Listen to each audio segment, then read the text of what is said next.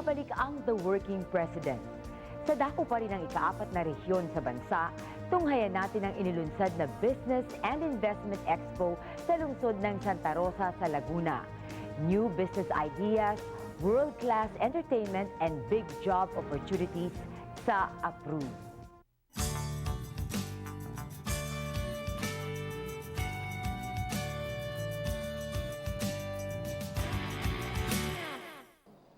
Your government is doing everything in its power to put food on the table dahil ang busog na empleyado ay hindi parating hihingi ng aumento sa kanyang sweldo. We are working hard to keep down the prices of rice, food, and fuel, and to increase the number of jobs and investments that will continue to generate high-paying employment opportunities for more of our countrymen. Ito ang sinabi ni Pangulong Arroyo sa pagbubukas ng kauna-unahang Laguna Business and Investment Expo sa Santa Rosa, Laguna noong November 4. Ayon sa Pangulo, ang expo ay nakatulong upang ipakita na maayos ang lagay ng ekonomiya ng bansa sa kabila ng global economic storm. Ang tema ng exposition na Boundless Possibilities ay naglalayong makalikha ng puhunan at mas marami pang negosyo para sa buong lalawigan.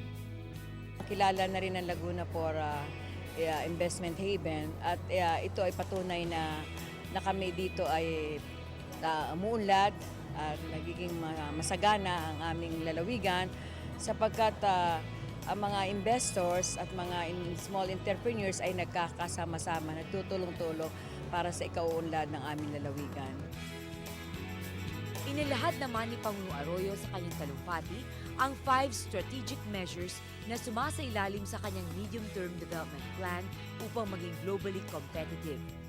Ito ang makapag-produce ng pagkain mura ngunit masustansya, mapababa ang presyo ng kuryente, gawing modernized ang physical infrastructure at logistics systems, maiangat ang kaalaman sa teknolohiya at maibaba ang red tape sa lahat ng ahensya ng pamahalaan. Pagkatapos ng kanyang talumpati, nilibot ni Pangulong Arroyo ang exhibit area na nagpapakita ng mga produkto ng Laguna. Sinusuportahan nito ang One Town, One Product o OTOP program ng Pangulo. Yung aming tourism, yung aming mga produkto dito ay talagang tinatangkilik namin at talagang pinakampanya namin sa iba-ibang probinsya at sa mga foreigners.